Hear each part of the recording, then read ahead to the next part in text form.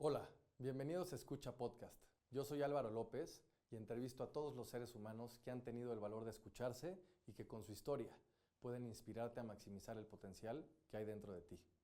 Si quieres ver el podcast, puedes encontrarlo en YouTube como escucha-mx o bien seguir escuchándolo en Spotify. Para más información sobre escucha, visita nuestro sitio web en www.escuchamx.com. Hoy entrevisté a Darío Yazbek Bernal, un artista que no eligió la actuación como un camino lógico, sino que se enamoró de ella. Porque en su historia, la actuación no fue una decisión, fue una pulsión inevitable. En este episodio hablamos de eso, de cómo creció rodeado de arte, de cine, fotografía y conversaciones creativas en una familia donde el escenario y la cámara eran parte del paisaje cotidiano. De cómo desde pequeño observaba y absorbía hasta encontrar su propia manera de habitar los personajes. Platicamos también de lo que significa trabajar por primera vez en una película junto a su hermano Gael, de compartir no solo la sangre, sino ahora la escena y cómo esa experiencia abre nuevas capas de admiración, de reflexión y de escucha entre hermanos. Hablamos de su creencia de que todos podemos ser actores, siempre y cuando tengamos a un buen director que sepa guiarnos, provocarnos y maximizar nuestro potencial. De su certeza de que la fama es pasajera, que no te define, que no significa nada si no estás acompañada de un trabajo honesto, profundo y comprometido con el arte más allá del brillo externo. Conversamos sobre todo de su manera de escucharse, de cómo la introspección, la autocrítica y la conexión con su historia familiar lo ha llevado a construir una carrera propia. Este es un episodio sobre actuar, pero también sobre habitar la vida con intención, vulnerabilidad y verdad. Si quieres conocer más sobre los proyectos de Darío, puedes seguirlo en Instagram como @DaríoYazbek. Ahí está como este mito, este dicho, mito urbano, que dicen que cuando la gente se vuelve famosa se queda de esa edad para siempre, para toda la vida. Que pues es bastante cierto en muchas maneras, ¿no? Este podcast es presentado por OTV. En OTV Productions se especializan en transformar ideas en videos corporativos, publicitarios y comerciales de alta calidad. Su enfoque está en crear estrategias audiovisuales que capturen la verdadera esencia de cada empresa. Y lo mejor de todo, están tan seguros de la calidad de su trabajo que garantizan al 100% la satisfacción del cliente. Si el video no resulta ser como lo imaginaste, te devuelven tu dinero sin preguntas ni trucos. Si necesitas cualquier contenido audiovisual para tu empresa, contáctalos en www.otv.com.mx. Este podcast es presentado por Público. Público es una compañía mexicana con 7 años en el mercado que se dedica a operar y desarrollar espacios de trabajo en la Ciudad de México. Si estás interesado en tener las mejores oficinas para tu equipo en términos de espacio, diseño y tecnología, visita publi.co.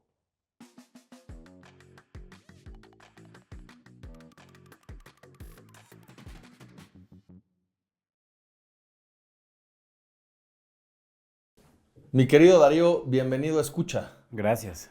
Al Gracias, revés, gracias a ti, mi estimado. La verdad es que tenía muchas ganas de tener esta plática contigo, esta entrevista, porque si no mal recuerdo, hace yo creo que par de años, estuvimos en una boda platicando largo y tendido y te conté de esta historia o de este proyecto de escucha. Me dijiste que te hacía sentido. Entonces, pues el tenerte aquí me encanta, aparte de que soy fan a tu trabajo y de lo que has hecho en tu trayectoria profesional. Entonces, pues bienvenido y gracias por estar aquí. No, gracias. La verdad que, digo, me encantan estas historias donde, ¿no? Como donde tienes una plática así, de repente lo veo crecer, lo veo pasar y estamos aquí sentados y creo que no sé, estoy muy contento, la verdad, de poder tener esta plática pues básicamente de estar acá. O sea, como no sé, estoy como listo para a ver qué pasa. A ver qué pasa, yo también, porque la verdad es que, pues evidentemente con las agendas y todo, tardamos un poco en cuadrar, pero bueno. Sí. Ya estamos aquí y para empezar, mi querido Darío, quiero entender y te quiero hacer 3 preguntas muy sencillas, pero creo que son el punto de partida para que la gente te empiece a conocer mejor. Lo primero es, ¿quién es Darío Yazbek Bernal? En segundo lugar, quiero que me contestes, ¿quién es Darío? A secas. Y en tercer lugar, ¿quién es Daris o la Yazba? La Yazba. Uy, qué difícil pregunta, oye. Pues no sé, o sea, creo que se puede decir que Darío Yazbek Bernal es mi persona pública, ¿no? En un sentido que es la persona o el personaje que juego a un nivel externo. Creo que esa es como una buena forma de resumirlo todo, ¿no? Creo que es como yo lo entiendo como, esa persona es mi yo hacia las personas que no conozco, hacia un público. No necesariamente desde el punto de la actuación, sino como persona. O sea, siento que todos tenemos esa cosa que es desde que, porque pues hay una institución que te marca que tienes un apellido materno, un apellido paterno, el nombre, o sea, como que hay muchas partes que creo que están ahí entrelazadas, que es parte como de lo que tú le das a tu máscara y la máscara te da a ti, ¿no? En cierta manera. O sea, como que es mi rol dentro del juego institucional social, ese.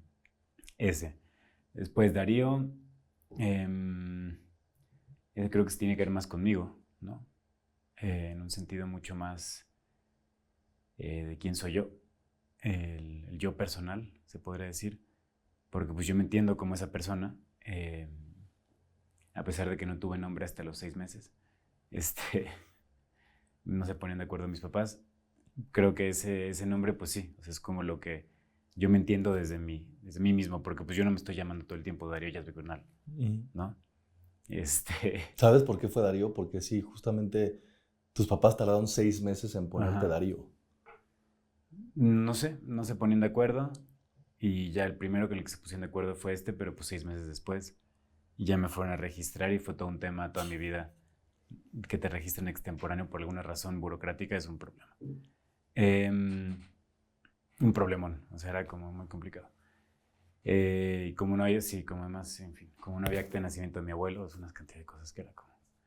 Y nada, pero sí, creo que ese Darío es como como yo me entiendo a mí mismo, desde como una cosa muy personal. Y la Yazba, pues es como me dice un amigo, hay un personaje con el que trabajo mucho. ¿Por qué te ríes?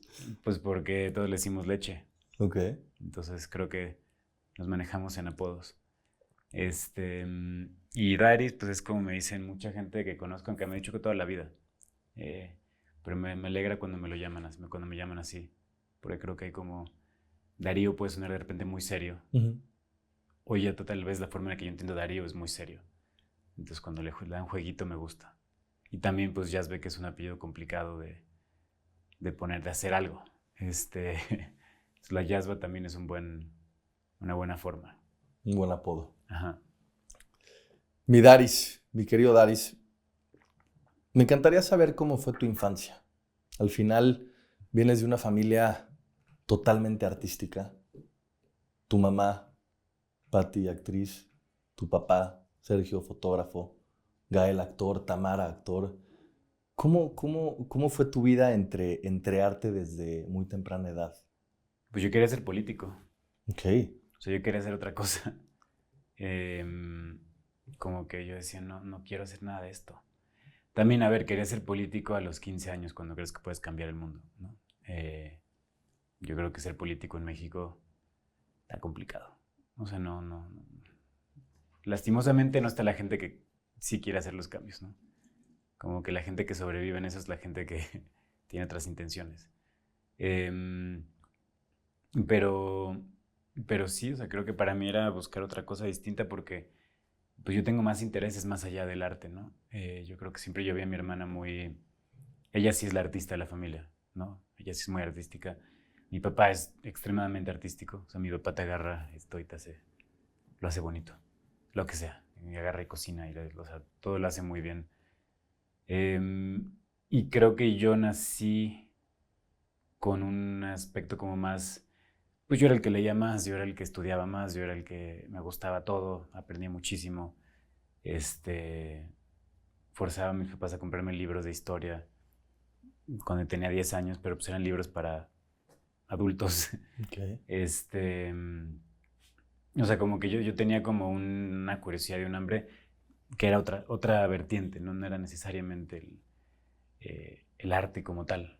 O sea, siempre dibujo, pero no, o sea, pintar, por ejemplo, pues me gusta, pero no era lo mío. No sé, como que había muchas cosas que no entraba en ese flow que entran a veces los artistas, ¿no? Que yo veía a mi papá o a mi hermana que entran como en esta especie como de... Las fotos sí me gustó, esas sí, fíjate. Pero pues también porque mi papá me hacía trabajar con él y me iba ahí al cuarto oscuro y estaba en el cuarto oscuro y bueno, todo lo que conlleva eso. O estar en los shoots con él, ayudándole, asistiendo, desde muy chiquito. Pero sí creo que yo tenía como otra cosa, otra curiosidad. Y no fue hasta que hice Daniel y Ana. Pero espera, ahí ya nos estamos adelantando Ajá, mucho, porque eso fue tu debut sí. en Pues, esta película, pero pues es que me llamaban a mí toda la vida siempre para hacer castings para películas. O sea que de hecho mi debut oficial es en una película de Fidel Castro, que yo la hacía de Fidel de chiquito. Y la hice como a los 11 años. Y era porque, bueno, yo el casting lo hice porque era en inglés y yo ya hablaba inglés en esa época. Y me hicieron leer un poema de José Martí y lo leí muy bien. El de Una rosa blanca, no sé, la canción de Guantanamera. Sí. Y nada, hice la película, yo ni idea, o sea, dije, está divertido, pesado, muy pesado, o sea, un rodaje es muy pesado para un niño. Y como que dije, ay, no sé, o sea, está divertido, pero no sé. ¿Pero esto fue por una casualidad o tu inicio en la actuación fue porque viste a tus hermanos o porque tus Pues papás sí. lo provocaron y se apagó un poco esta parte histórica, política que tú querías? No, realmente, a ver, pues es que, o sea, como funciona bueno, en casi todas las industrias, realmente, pues es que si creces con eso en tu casa, pues lo quieres probar en algún punto, ¿no? O sea, siento que es muy válido. Si vienes de una familia de abogados, pues en algún momento vas a querer probar a ver si te gusta ese rollo. Claro. Este, Pero lo viste más como curiosidad que por una sí, convicción de decir quiero ser actor. no, yo lo veía como curiosidad pura, pues porque mi mamá estaba en eso, mi hermano estaba en eso, y también, pues había una cosa le dijeron a mi mamá en un casting, no sé qué, oye, estamos buscando a niño, creo que tienes un hijo de la edad, que así también decidió Daniel y Ana, un Claro. poco. Y sí, o sea, creo que en cierta manera como que creo que, pues sí, era probarlo. Era como estaba, o sea, llegó, lo probé, me quedé con el papel. Y, y, mm, y nada, como que fue probar esa parte que estaba ahí curiosa, creo. Y creo que era directamente eso, era pura curiosidad. Y hasta la fecha es pura curiosidad. O sea, creo que me tomó mucho tiempo darme cuenta que el proceso en realidad del actor es curiosidad, no es otra cosa más. Antes de eso, Daris, y de empezar a hablar de tu debut y de la actuación y de lo que has hecho, me dices que quisiste ser político, pero que no pudiste ejercer, pero también hay por ahí alguna otra profesión en donde fracasaste. Uh-huh. Y me encantaría platicar un poquito más de esto porque supe que querías o intentaste ser malo, en donde tu malicia fracasó. Uh-huh. Y querías juntarte con unos amigos para hacer delincuencia o este tipo de cosas a manera como en tu pubertad más o menos o en tu adolescencia. No. ¿Recuerdas esta parte? No, creo que nunca fue consciente. ¿Nunca fue consciente No. esta parte de rebeldía? No. No, porque mi rebeldía creo que no, yo no la vi como, o sea, yo no me considero una persona rebelde. Uh-huh. Soy inconforme, soy crítico, pero nunca tuve creo que la rebeldía a ese nivel. Al final del día como que creo que me gustaba más pues no sé, a mí siempre me ha gustado la escuela. Yo era muy estudioso, yo era el como número 1 de la clase. O sea, me entraba la competencia, pues, por ser el mejor. O sea, como que mi rebeldía creo que no venía desde cómo entendemos esa rebeldía que Anárquica. Anárquica, que en muchas partes como adolescentes es nada más como romper cosas. Uh-huh. Obviamente estaba, porque pues creo que todos los adolescentes lo tienen hasta cierta manera, ¿no? Pero no, yo malo nunca pude ser, o sea, nada, de nada. O sea, no, creo que no está en mí. Y también por eso no puedo ser político. Porque sí, no. Pero bueno, es que al final del día yo digo siempre que es política en el sentido de que yo quería dedicarme a eso en esa manera como desde pues sí, o sea, como desde un ideal. Siendo más de utópico, inconformidad, antropológico. sí, porque no veía un lugar para mí en nada. O sea, yo decía, no, o sea, que me voy a meter a trabajar en una empresa. Okay. ¿De qué? Porque pues además de mis pasiones de la vida, pues es la historia, es la política, es la filosofía. Es todo esto. O sea, tengo una maestría en historia. Y para mí, pues sí era como de dónde voy a existir. O sea, ¿qué hace alguien que tiene mis pasiones? ¿Qué hace que tiene mis curiosidades? Y que también en cierta manera creo que el mundo es muy injusto con los que tienen entre 15 y 18 años. Que es como, ¿qué vas a hacer? ¿A qué te vas a dedicar? ¿Qué vas a hacer? ¿Qué vas a hacer? ¿Qué vas a hacer? ¿Qué vas a hacer? Y es complicado. O sea, es creo que una presión muy difícil para alguien tan pequeño. ¿Recuerdas este proceso de no saber dónde encajar o no saber qué hacer a la decisión de estudiar actuación e irte a Londres? ¿Cómo fue como este proceso de tomar decisiones? Pues es que ahí, yo estaba en el mero de esa crisis de puta, ¿qué voy a hacer? ¿No? Y la presión de todo el mundo de qué vas a hacer, qué vas a hacer, qué vas a hacer. ¿No? Se me marcaban mis tías de Guadalajara y me decían, no, pues mijo, ¿qué te vas a dedicar? No va a ser como tu tío que no trabaja, la chingada. ¿No? O sea, y pues sí, es que mi mamá son muy rancheros, son de Sinaloa, es como una cosa muy... Y hay como esa cosa que yo le llamo ya ves que en Estados Unidos tienen como esta, ¿cómo le dice Weber híjole, es que no me está funcionando de la cabeza. Como una idiosincrasia sobre el trabajo, ¿no? Uh-huh. Que dice como, o sea, que hay esta teoría de que en Estados Unidos se desarrolla tanto porque tienen la idiosincrasia protestante, ¿no? La ética protestante, como le dicen. Que es como se levantan, trabajan y es como trabajamos por Dios y son medio fanáticos de eso. Uh-huh. Yo digo que en el norte de México también hay una parte que es medio la ética norteña, que sí están muy obsesionados con el trabajo. Y sí es como de te levantas, tienes que trabajar como desde los 15, 16 años y como, o sea, así. Hay como mucha presión sobre eso, entonces pues yo estaba como en crisis. Hasta que en un momento me suspendieron de la escuela porque un amigo traía marihuana. Uh-huh.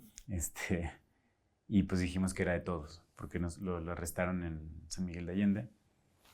Y dijimos que era de todos para que no lo corrieran. Me suspendieron y en la suspensión mi mamá me dijo, tengo este casting, ven conmigo, porque no te vas a quedar en la casa echando la hueva. Pues voy con ella y ahí sentado y le dicen a mi mamá, oye, pues vemos que tu hijo está aquí, hay un personaje justo del hijo, no lo quiere hacer la escena contigo. Entonces me aprendí la escena en 5 minutos y la verdad es que cuando nos paramos ahí no era la escena, era documental. Ok. Se volvió documental el casting, porque la escena era sobre un hijo que lo suspenden. O sea, estaba pasando en la realidad. Estaba pasando real. Ajá. Y como que Luis y el director pues era Michel Franco. Y empezó la pelea de verdad entre mi mamá y yo. Y empezó a subir de tono, gritos.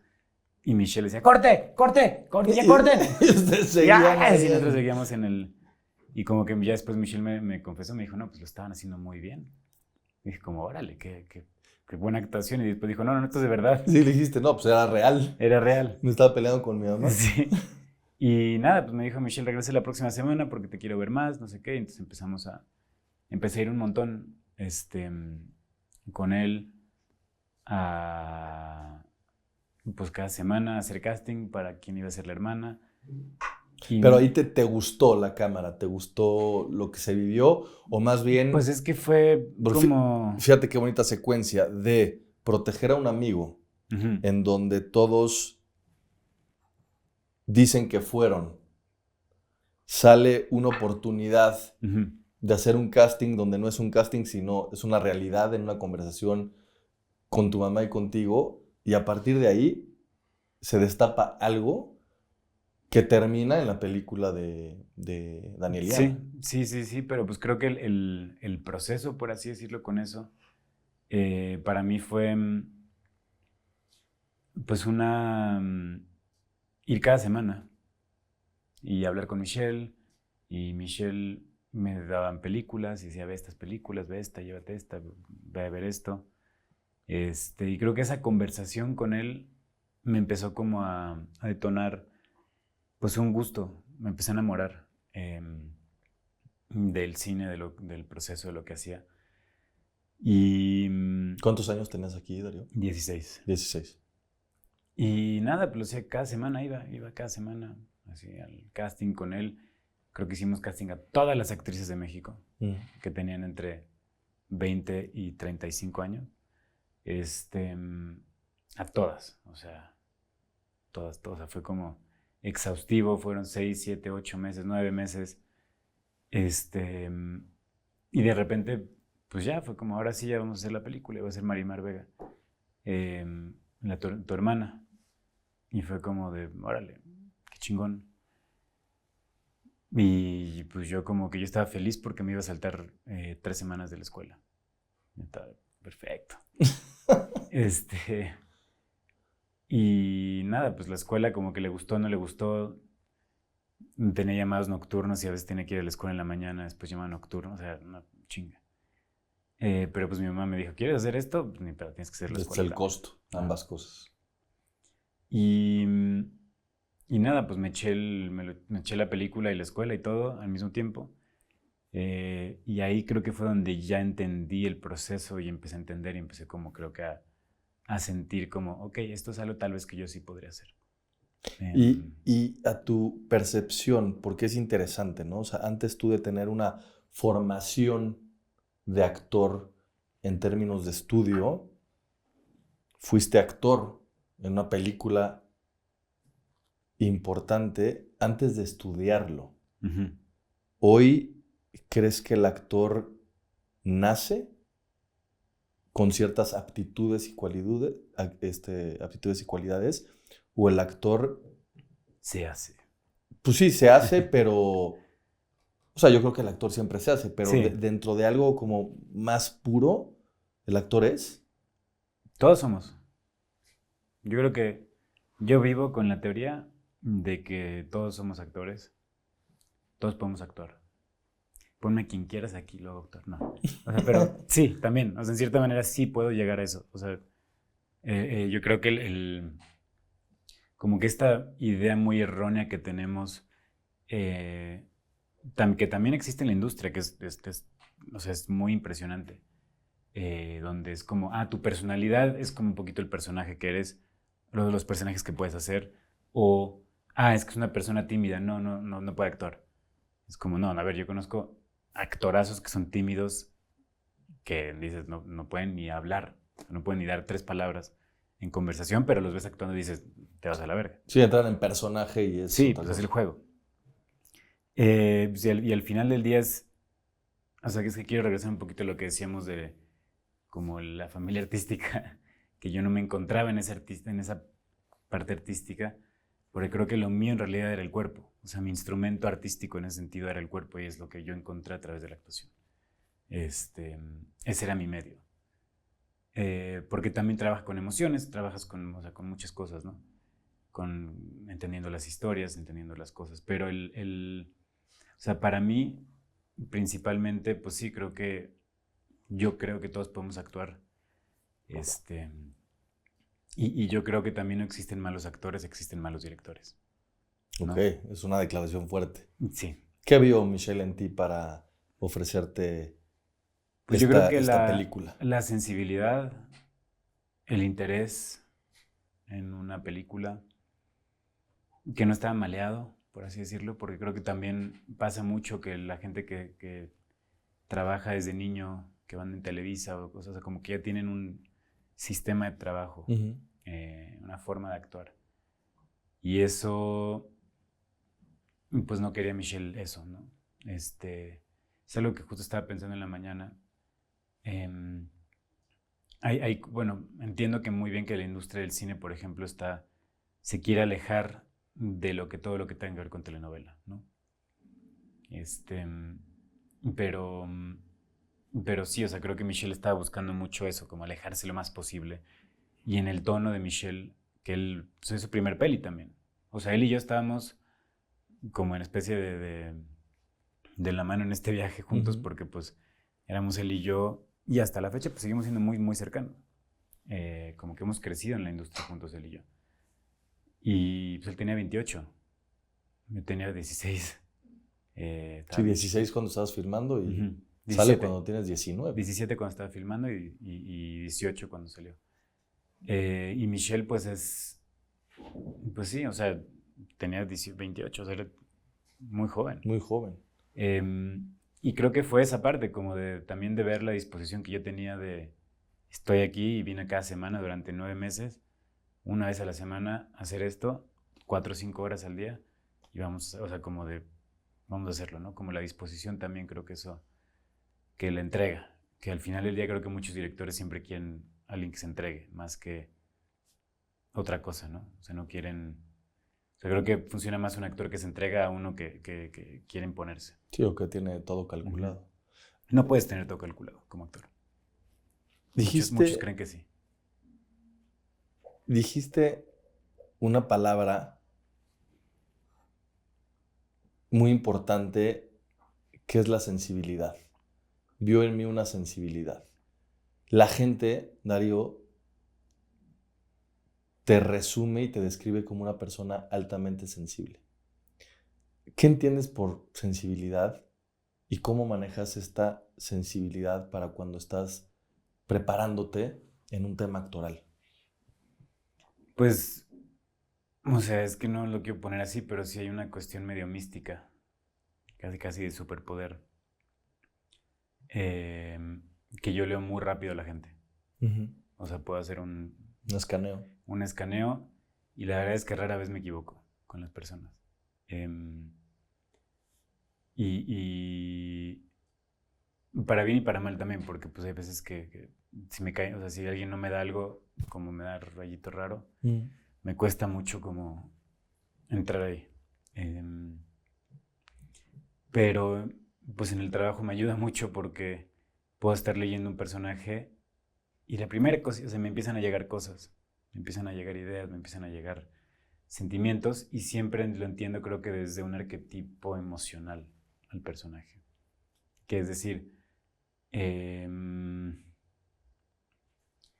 o sea, yo creo que en la actuación siempre es bueno tener arquetipos y tener como cosas muy aterrizadas que son muy claras de lo que es. Sí, un guidance para saber. Sí, lo que lo hace único pues es las circunstancias específicas, pero en sí, pues todos tenemos siempre como una base, ¿no? Que es como algo medio, se puede decir el espíritu, el ethos. Y creo que sí, o sea, es buscar eso, para mí es eso, es a partir de sensibilidad que encuentro eso. Entonces, por ejemplo, estoy trabajando un personaje y el personaje existe a través del dolor.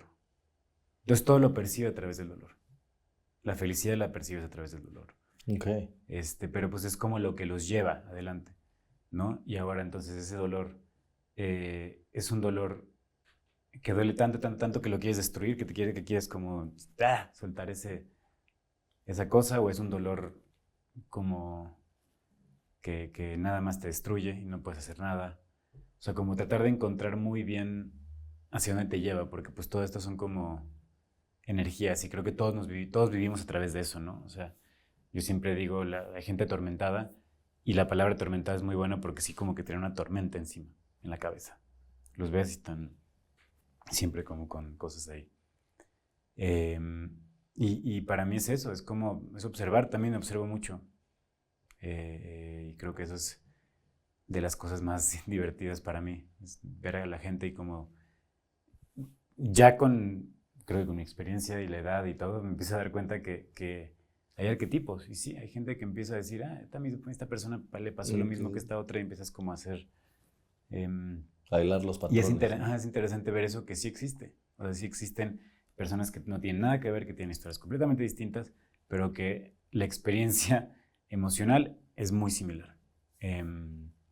Y eso es muy interesante de ver, que sí hay como un patrón, sobre todo. Y creo que pues, para mí esa sensibilidad es eso, es el estar abierto y el sentirlo. Digo, porque también tiene su lado B.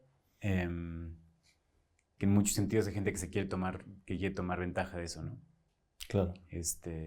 A veces, y es aprender a sacarle la vuelta a todo eso, por otro lado. Platícame cómo es que entonces separas a Darío del actor. ¿Por qué te pregunto esto? Porque muchas veces cuando haces un personaje como actor y con una alta sensibilidad y con una alta entrega de lo que se tiene que hacer en un rodaje, es complejo no solamente a nivel técnico, sino a nivel espiritual. Lo acabas de decir ahorita, entras, ¿no? De manera muy sensible a leer qué tipo de arquetipo soy, desde dónde estás sintiendo este personaje, y eso lo haces durante 5 o 6 horas o meses, lo que dure este rodaje, pero después regresas a tu casa o regresas a un hotel a estar solo.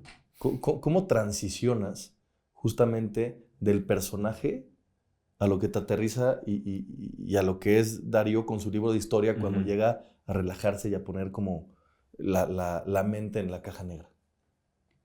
Pues, digo, es que hay como muchas, ¿no? Muchas cosas ahí. Creo que principalmente el tema de cómo los actores, o sea, que bueno, más bien hay una especie de malinterpretación sobre la relación con el personaje, que yo creo que también es porque en los 50, 60 nació el method acting y todas estas cosas, las cuales yo no, para nada, estoy completamente en contra de eso.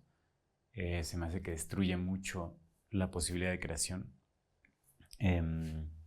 Y como que estamos valorando el trabajo fuera de la escena más que el trabajo en la escena, ¿no? Estuvo 6 meses tirado viviendo como vagabundo.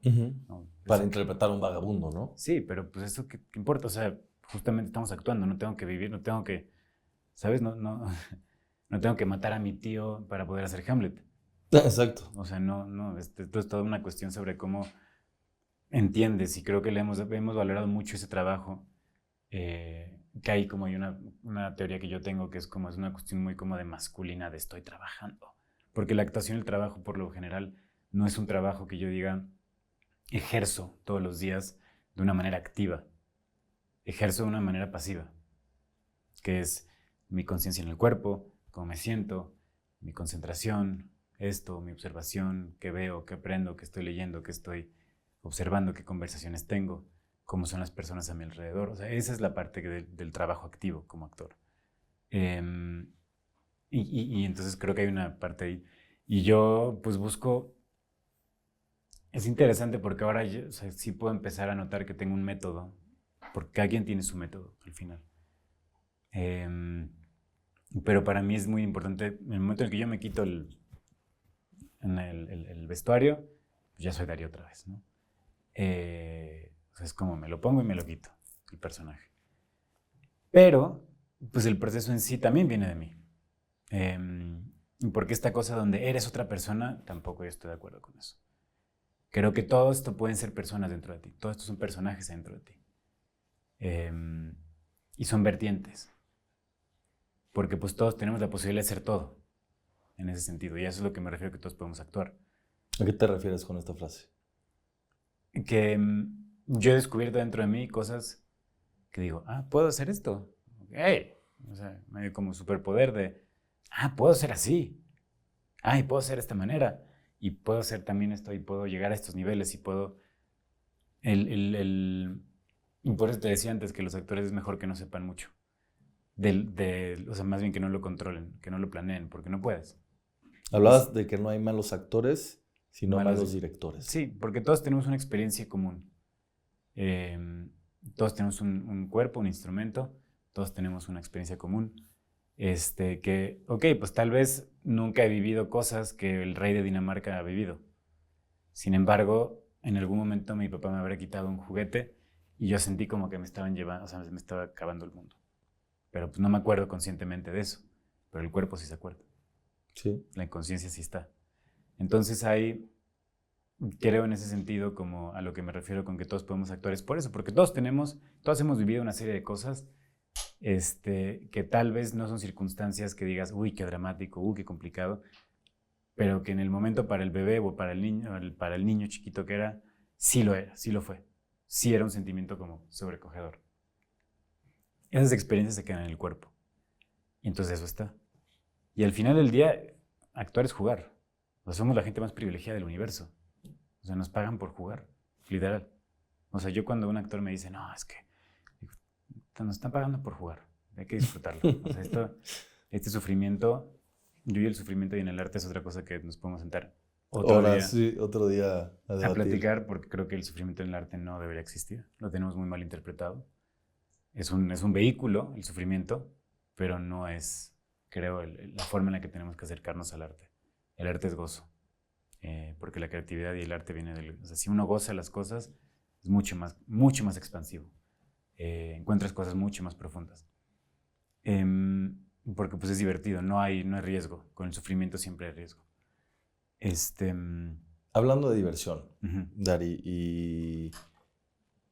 y de malos o buenos directores, dentro de la carrera de cualquier artista, hay proyectos que evidentemente pueden llegar a ser más exitosos, lo voy a poner entre comillas, porque algo que es exitoso no necesariamente tiene que vender o no vender, sino el éxito es dependiendo de cómo se resuelve justamente esta puesta en escena dentro del resultado final y dentro de tu proceso actoral que digas, estoy satisfecho con mi trabajo. Y hay un momento, creo que de inflexión dentro de tu carrera, que fue La Casa de las Flores, en donde trabajaste con Manolo Caro, y sé que aparte de tener una muy buena relación con él, pues ahí la gente vio dentro de una manera más masiva quién es Darío y cómo es que podía proyectarse dentro de diferentes personajes y más de lo que venías, a lo mejor de hacer un poco más de drama o este tema documental y de pronto cambiarlo a hacer comedia y tener el éxito que tuvieron.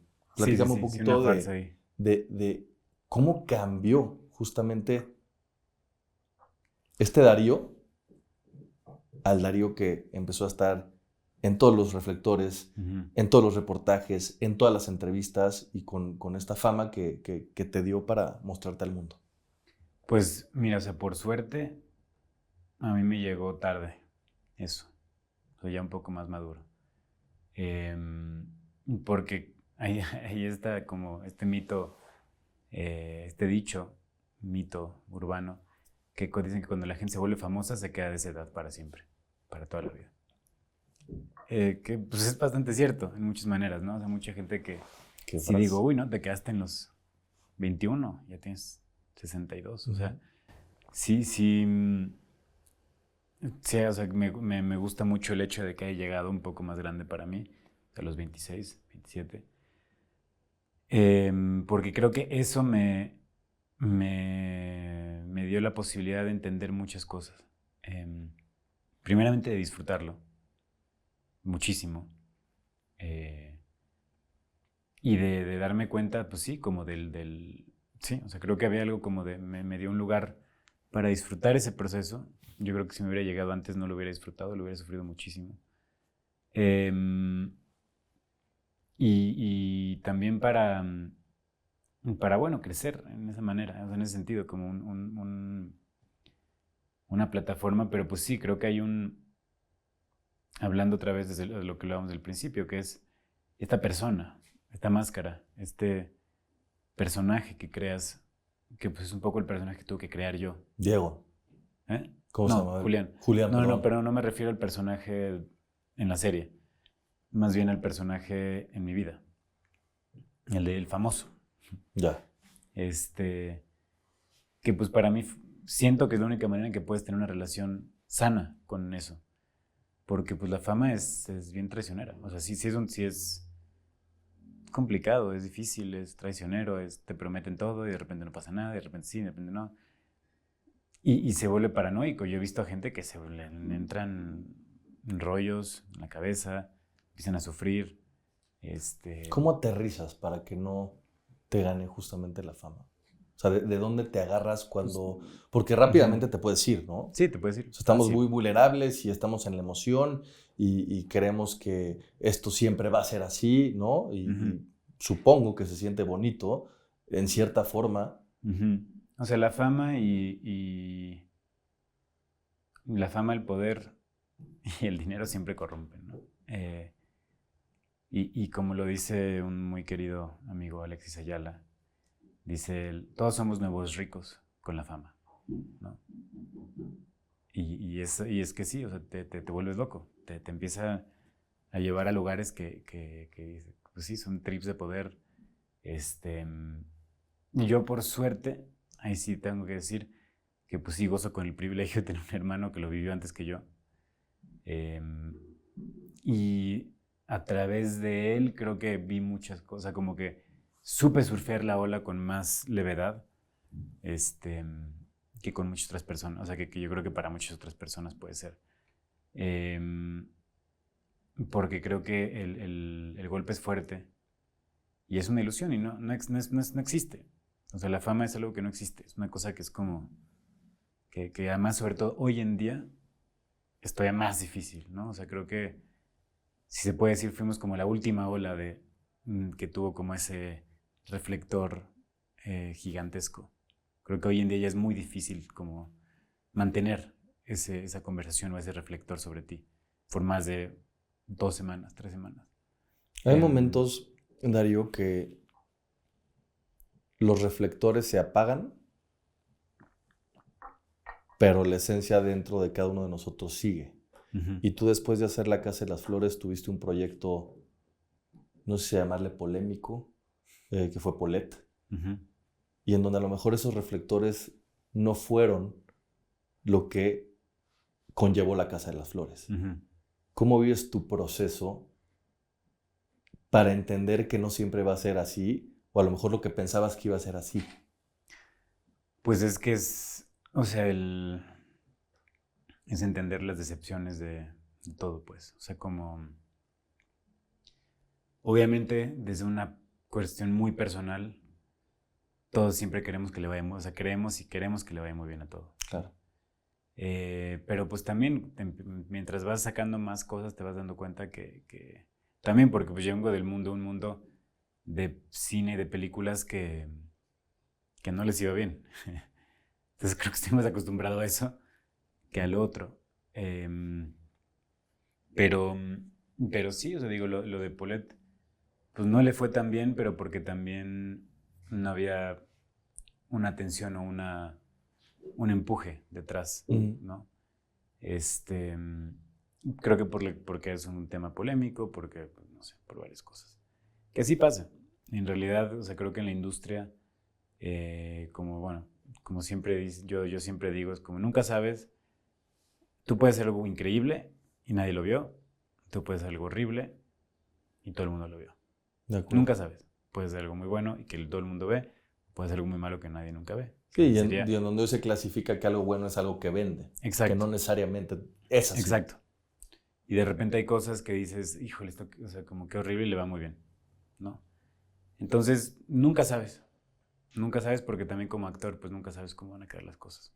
No está en tus manos. Y es un poco injusto en ese sentido con los actores porque si está mal el guión, si está mal editado, si está mal dirigido, si está mal fotografiado. Sí, ya no. No, pero te cae a ti el rollo. Sí, ¿no? claro. O sea, yo te puedo decir que por eso digo que hay malos directores, porque tú agarras actores malos, les pones un buen guión y un buen director y dices, bien, sacan algo. O sea, hay ejemplos, sobran.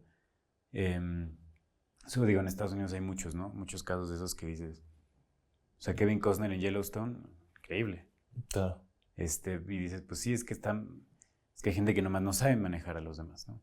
Obviamente hay gente que tiene más accesibilidad, que eso sí es una cuestión que creo que viene más de un talento, que se da mayoritariamente, o si no es que el 99% de veces en mujeres.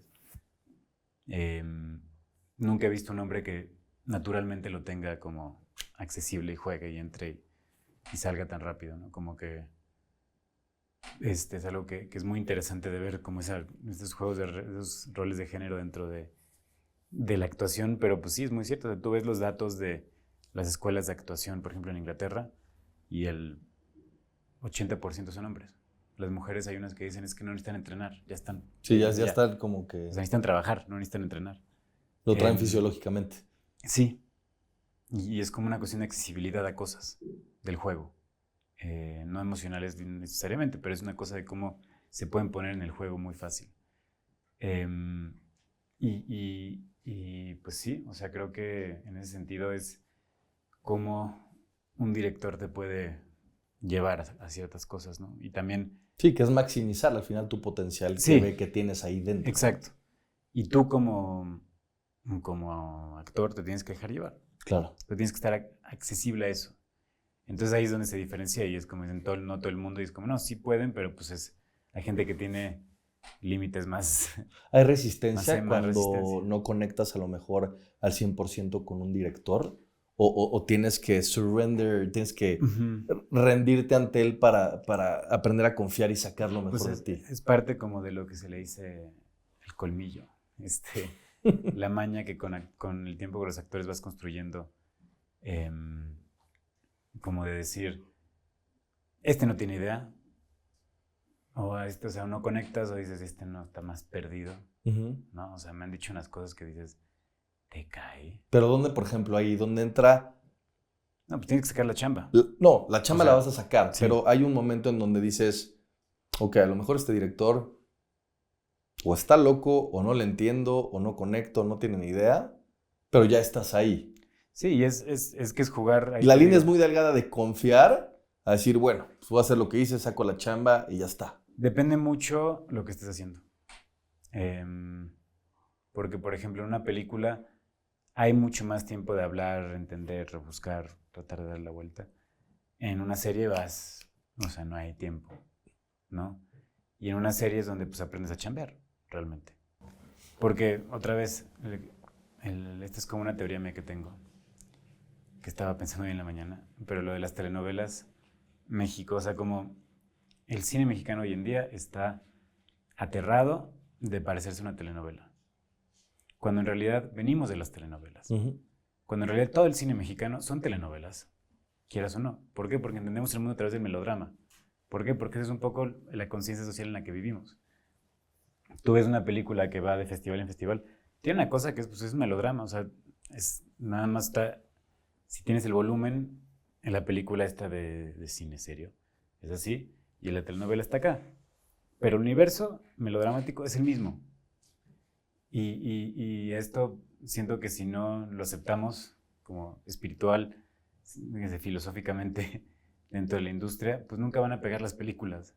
Porque al final del día, como en México, nos gustan las telenovelas. Es lo que se consume. Nos gusta el melodrama. Somos un país donde la cultura pop es tan esencial.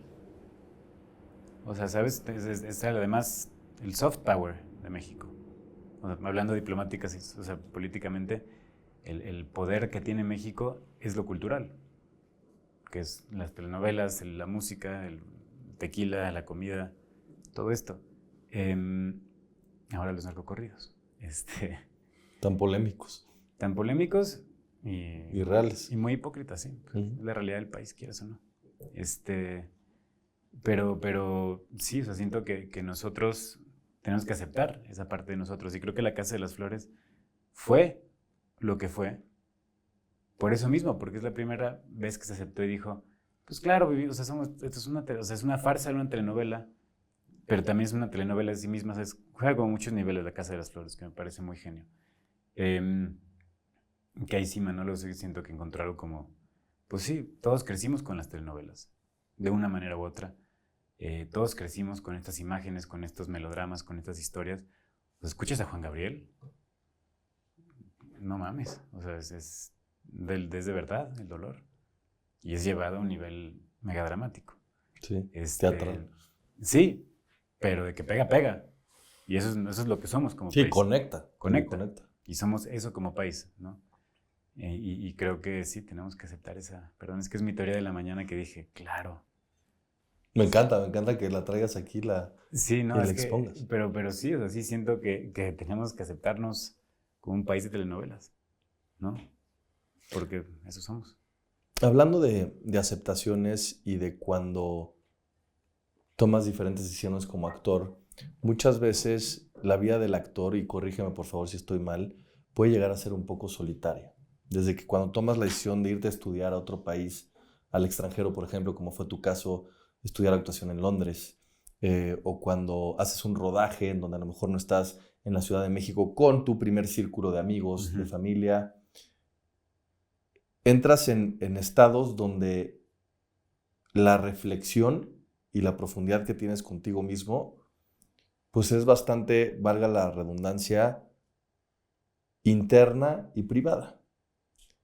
Y hay un concepto que me gusta mucho, Darío, que es el de las anclas emocionales, porque sé que tú, dentro de estos procesos, para aterrizar un poco y estar en casa, llevas contigo siempre entre 2 y 3 objetos que son una cámara, un casquillo de bala y un objeto que no sabes bien qué es, pero podría ser como una lámpara de aceite más o menos. ¿Qué significan estos 3 objetos para ti y por qué siempre los llevas?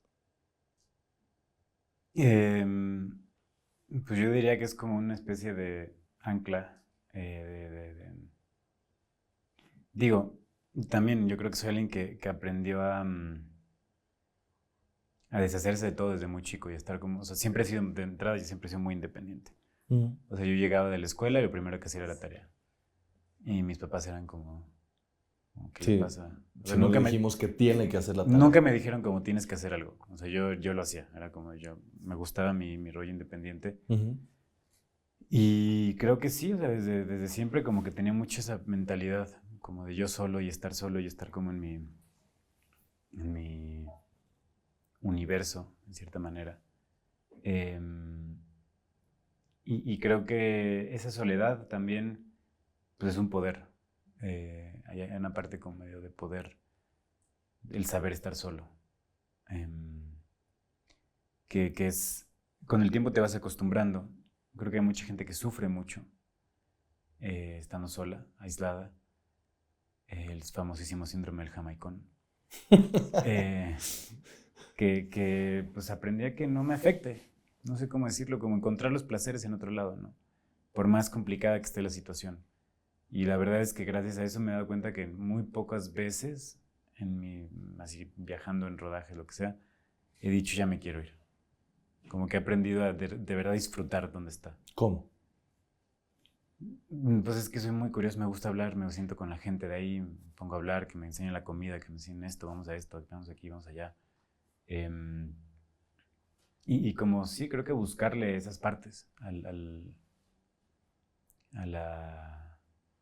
como las... O sea, el sabor de la... Pues sí, mantenerte como De ahí. la Y creo que experiencia. tengo mis cositas que me llevo. Mi cámara porque me gusta tomar fotos en rodaje sobre todo. Me gustan mucho las fotos de gente no haciendo nada. Porque en el rodaje pasa mucho eso, que estás ahí Esperando. esperando. Y creo que dentro de eso, pues también tengo el casquillo de bala dibujado porque yo tenía 18, presentamos Daniel y Ana en Sarajevo y me impactó mucho ir a Sarajevo. Porque la guerra estaba muy presente, porque era un país que es más joven que yo, el país. O sea, la nación-estado Bosnia-Herzegovina es más joven que yo. Y yo estaba como muy sacado de onda, era como este país nació en el 97. Y yo estaba como muy, pues sí, como diciendo, órale, pues estoy aquí 12 años después de que terminó la guerra y todavía los edificios llenos de hoyos de bala, todo esto, y me la pasé tan bien, además. Pero fue un momento como que creo que también dejé de ser niño en ese sentido. Como que empezó la aventura. Y para mí ese objeto representa eso. Como Un recordatorio de que empezó la aventura, ¿no? Como una cosa donde ya dejé así, donde ya soy adulto. No adulto, porque Creo que hasta ahorita te puedo decir que ya por fin estoy siendo adulto. Pero en ese momento sí, fue como una cosa de un desprendimiento, de decir, mira, ya, o sea, esto ya es como, ya estoy en otra cosa en la vida, como en otro camino. Y el otro objeto, pues es una cuestión familiar rarísima que estaba ahí, que no sé, una reliquia ahí que encontré, que me gusta, y como que sí, es como conectar con algo que está más allá de mí, que no sé qué es, ¿no? Que es un poco, creo que lo que hacemos siempre, como cargar con los ancestros en esa manera. Qué bonito. Hablando de ancestros y de linajes y de familia, lo comentamos al principio de esta conversación, ¿no? Tú en tu casa comiste arte, sentiste arte, viviste arte entre actores, no actores, y esto creo que pues te impacta de manera colateral. Hoy, Darío, por primera vez y en los próximos meses, va a salir una película en donde, independientemente del tema, es la primera vez que vas a actuar con tu hermano. ¿Cómo es este proceso de separar lo familiar y que ustedes dos entren en personaje en una misma película y después del set volver a ser bros y regresar y volver a actuar? ¿Cómo ha sido esta experiencia? Porque me parece como muy interesante el trabajar con un familiar Sí. directamente en una película pues que se tiene expectativas muy bonitas para Cannes, donde se va a estrenar Magallanes. Sí. Pues es que en muchos sentidos fue algo que, porque ya teníamos tiempo, Gael y yo queriendo colaborar, pero no se daba algo bueno. Y esto era un sueño de los dos, que era como hacerlas de explorador portugués del siglo XVI, que además era como hablar en portugués. Entonces toda la película hablamos él y yo en portugués. Wow. Y un tema histórico que te encanta, ¿no? Aparte. Sí, que me encanta. O sea, sí. Sueño. Y pues era irse a las Filipinas, era irse a Portugal. Y nada, creo que fue como un momento muy lindo también de compartir eso con él, porque era decir, pues, en cierta manera ya estamos al nivel, ¿no? En una cosa como fue muy bonito eso, como de, pues me lleva 12 años, ¿no? Entonces siempre he sido el chiquito. Claro. Y como después decir, ok, ahorita ya estamos como en un punto de la vida donde creo que sí estamos más o menos igual, ¿no? Obviamente pues hay cosas que él tiene 3 hijos, yo no, muchas cosas, pero sí siento que hay, en ese sentido, pues hay como hubo una experiencia muy linda de estar los dos en ese proceso, que además fue un rodaje rarísimo, muy extraño. Hablando de directores que no saben dirigir, fue un poco así, como teníamos que sacarla él y yo, porque el director pues nomás hace una toma, dice que le gusta todo, es su proceso, y es muy válido, ¿no? Así filma y es muy válido que así lo quiera hacer, pero como actores sí dices, ay güey. Es un tema más teatral, entonces. Pues más teatral, pero a ver, estamos hablando en portugués. Yo aprendí portugués antes de la película, me eché 3 meses intensivo, escuchaba podcast, escuchamos todo el tiempo, o sea, estaba muy inmersido en Fado, sí, todo. Fado, o sea, todo. Y pues fue como entender ruso, porque portugués de Portugal sí es el idioma más difícil de entender. Claro, y de aquella época aparte. Digo, justo es interesante porque en aquella época era muy similar al español. Entonces, Okay. por ejemplo, hoy dirías rei y en esa época se decía el rey. Ok, ha cambiado, entonces. Ha cambiado mucho. Sí, pues en realidad es una lengua romanza, pero al final. Pero el castellano y el portugués son como primos muy cercanos. O sea, yo diría el 80% de las palabras en portugués son las mismas que español. El de Portugal.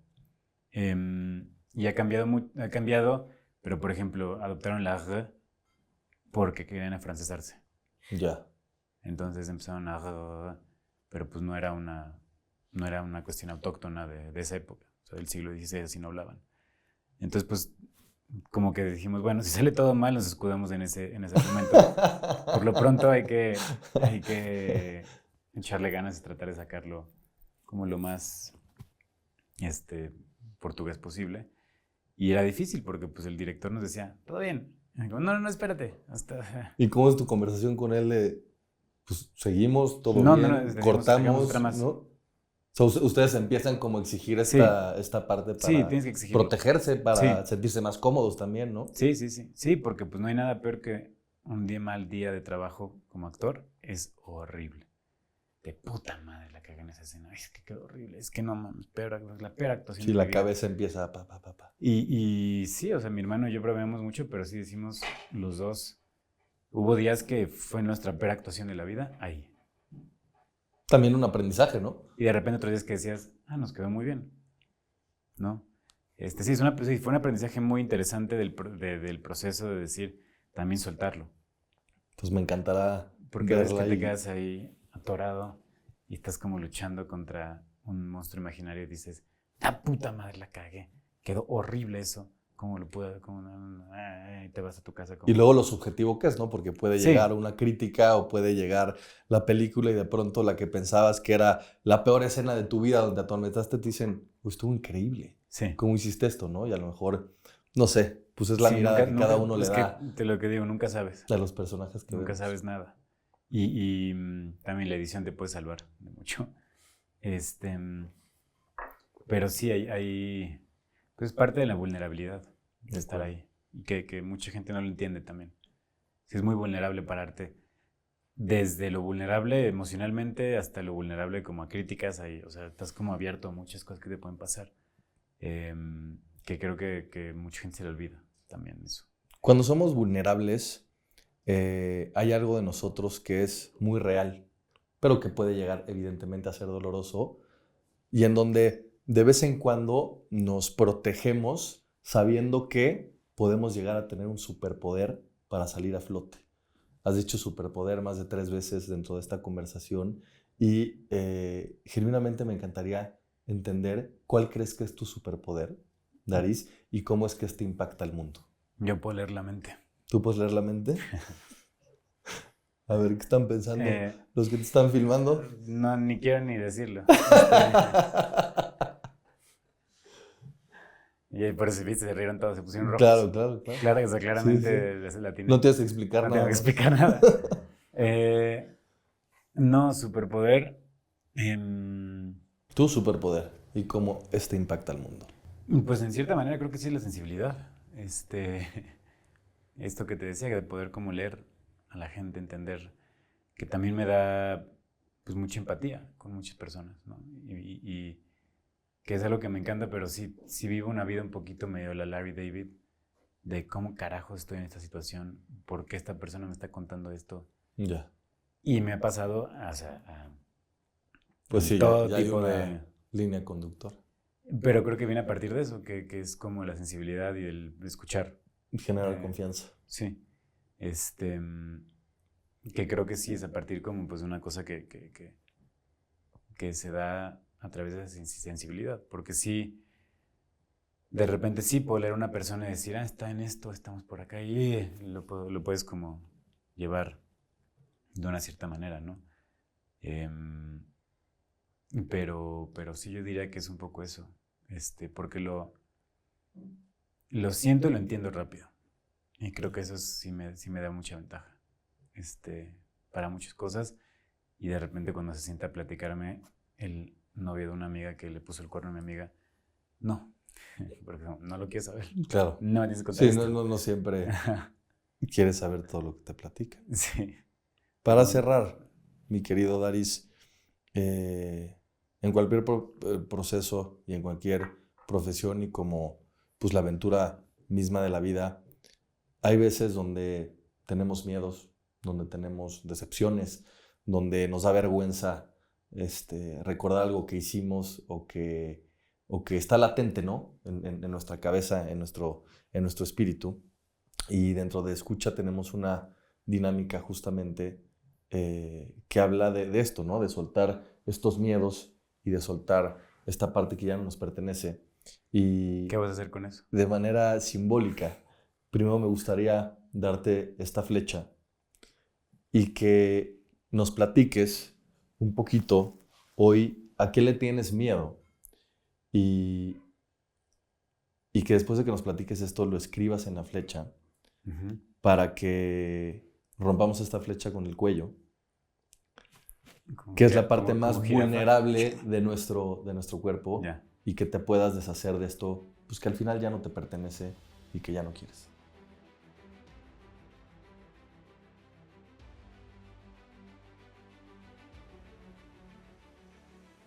¿Estás listo?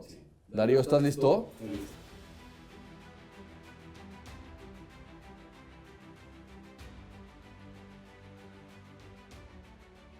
Pues para terminar, mi querido Daris, la verdad es que me encantaría sentarme a hablar mucho más contigo de filosofía, de cómo es que piensas, porque creo que tu visión de cómo ves la vida es una manera muy única y cómo ves la actuación, pero pues agradecerte, ¿no? O sea, al Gracias. final creo que este espacio es para que la gente te conozca mucho más, independientemente de un personaje, independientemente de una conferencia de prensa, y el que nos hayas platicado, pues, desde dónde viene y por qué haces lo que haces y cómo es que analizas también tus proyectos y tu vida, pues es un honor. Gracias. Y te agradezco muchísimo que estés aquí y que hayas platicado con nosotros. Oye, no, pues gracias. Gracias por la conversación. Yo también me quedaría un rato hablando de todo esto.